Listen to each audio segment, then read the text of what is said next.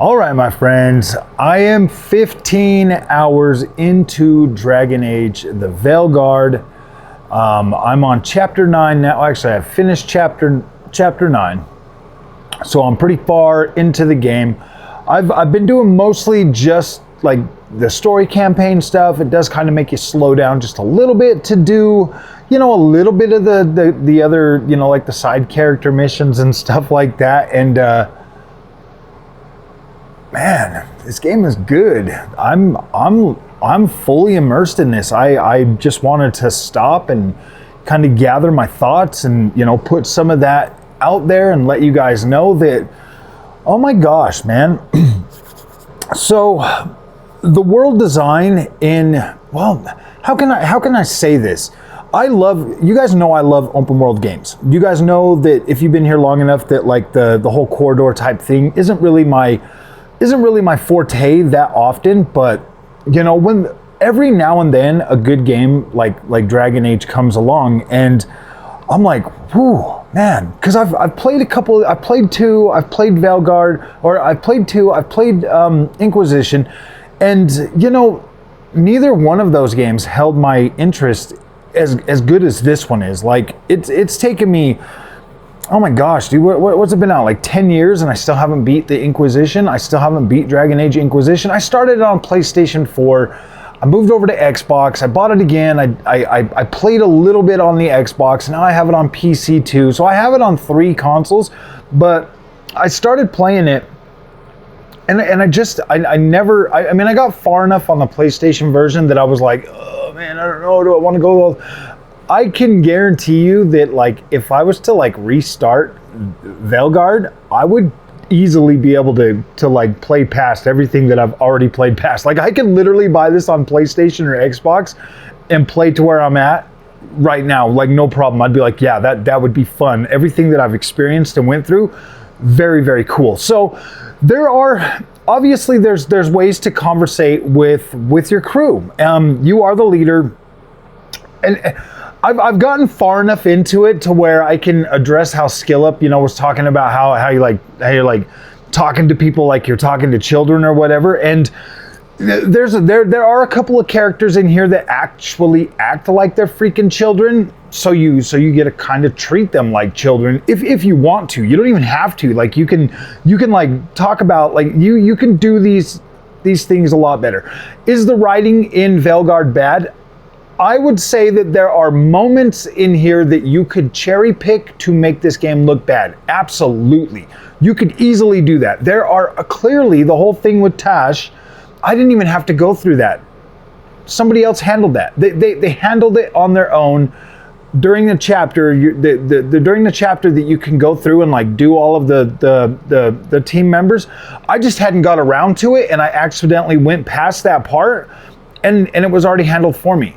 It was already handled for me. And then we're sitting at the round table and they're like, and I was talking and they're like, oh, well, Tosh wants to be called them. And I was like, okay, perfect. Never even heard anything more about it. It was literally like 10 seconds out of the 15 hours that I've been playing this game that something like that even came up. And it's like, seriously, like if you're going through this, it would be like a whoof right over your freaking head moment.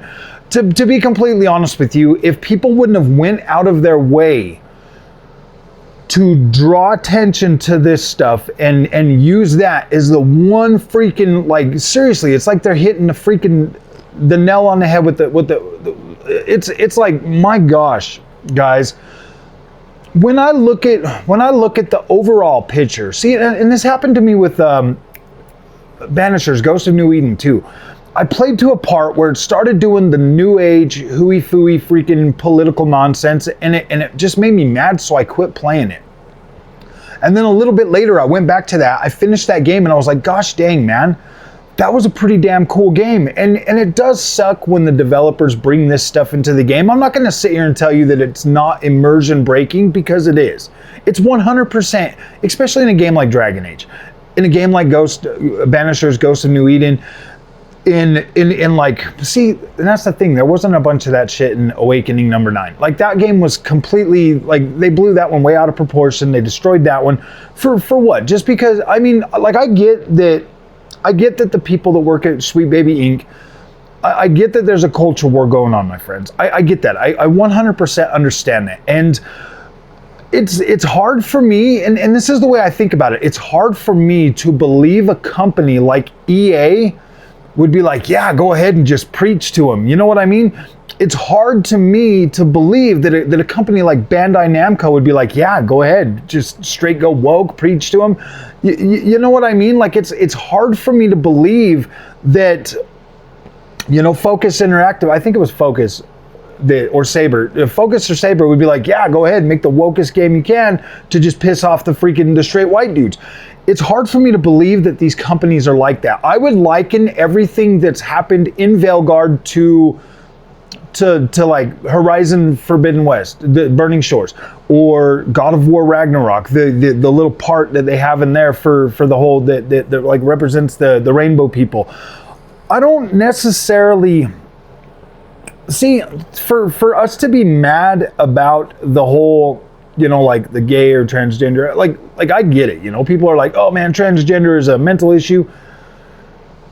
Yeah, like I get that. I 100% understand that, and I get that. And like for me, it's like, oh gosh, you know, in a perfect world, the developers that are clearly, you know, that's their lifestyle. You know, that's their lifestyle. If me as a straight man was to write out a freaking game or a story or a character or something like that, I guarantee you that character would probably be straight. Like 100%. I'm pretty sure that most people would write a character, because I mean, think about it, guys. How would I write a gay character? I know nothing about being gay. I know nothing about it. How could I write a gay character? You know, so if you put somebody that actually works at this company, that puts their heart and their soul and their reality of how their life and how they see life and how they experience life into a character that they build and make for a game, I'm pretty sure that character is going to in some way represent them, because if that's who they are, how do they write a straight character? You get what I'm saying? Like I respect the people that build our games. I do. And after playing Banisher's Ghost of New Eden this year, Unknown Number 9 Awakening, and Dragon Age Veilguard now, I can honestly look you guys straight in the face as a human to another human and be like, look guys, I think that we blow this shit a little bit out of proportion. These are the people that are making our games. That's who's making our games. Clearly, with what I've played and experienced in Dragon Age the Veilguard, there are other straight people that are working on this game, that are writing other characters, that are writing straight people, and that is cool, man, because I like this game. I absolutely like this game. I like Banisher's Ghosts of New Eden. I thought it was cool. Once you get like the whole story and everything, you're like, wow, this is pretty cool. Like, so in a way, my friends, this is you judging another human being for who they are and for what they are capable of creating. And I would like you to think about that. I'm not saying that you should rush out and just, you know, start watching like or consuming everything that has to do with LGBTQ content. Like, I'm not saying that at all. But I am saying that, like, I don't think that there's enough of what you guys are fearing in this game to poison the whole experience for you. Like, I don't.